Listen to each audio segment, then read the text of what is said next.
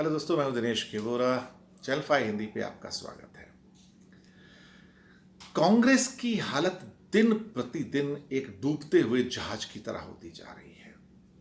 राहुल गांधी ने इस्तीफा क्या दे दिया, तो ऐसे लगता है कि जैसे जहाज डूबता है ना, उसको लोग छोड़ छोड़ के और चूहे छोड़ के भाग जाते हैं। आज कांग्रेसी छोड़ छोड़ के जा रहे हैं। कोई प्रलोभन तक नहीं है और ऐसे ही छोड़ छोड़ के जा रहे हैं। कई जगह तो खैर प्रलोभन भी है, लेकिन ज्यादा करके वो जहाज छोड़ के जा रहे हैं। चाहे वो कर्नाटका में हो, चाहे वो बाकी स्टेट्स में हो। आज खबर आई है गोवा में भी ऐसा ही हो रहा है।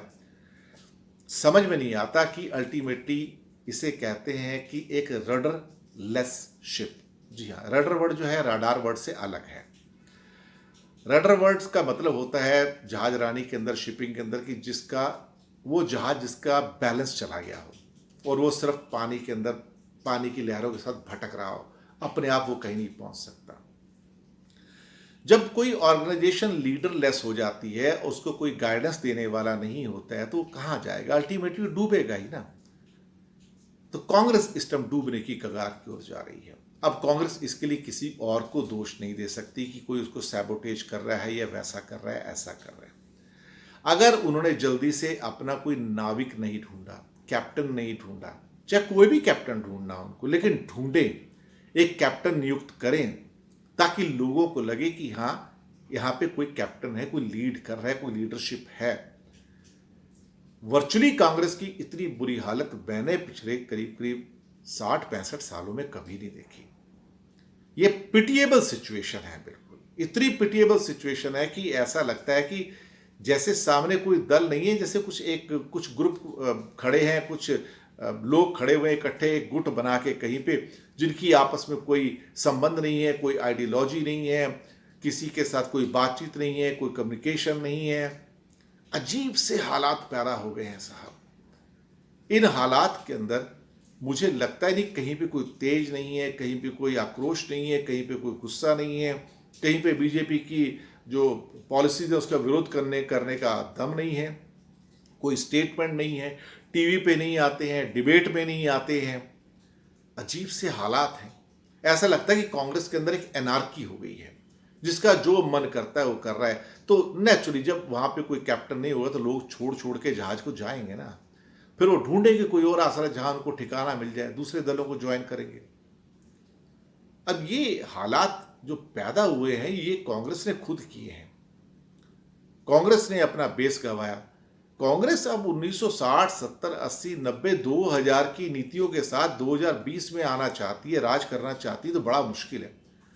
दरअसल देश बदल गया, कांग्रेस बदलने को तैयार नहीं है। कांग्रेस इस बात को रियलाइज नहीं कर रही है कि ये बदला हुआ इंडिया है। पिछले 20 सालों में इंडिया बदल गया है, सोच बदल गई है, एटीट्यूड बदल गया है, पैराडाइम्स बदल गए हैं, इनके कम्युनिकेशन का स्टाइल बदल गया है। नाउ डिजिटल टेक्निक्स आ गई हैं, बहुत कुछ बदल गया है। पर कांग्रेस अभी भी लगता है, ऐसा लगता है 1980 में जिंदा है, 1970 में जिंदा है। जब तक कांग्रेस इस कॉनन में से बाहर नहीं निकलेगी, इस डोलड्रम्स में से बाहर नहीं निकलती है, बड़ा मुश्किल है इसका बच पाना। ये तो गर्त में चली जाएगी। मुझे तो ये भी हैरानी नहीं होगी कि अगर कांग्रेस के कुछ लोकसभा के सदस्य भी छोड़ छाड़ के चले जाएं इनको।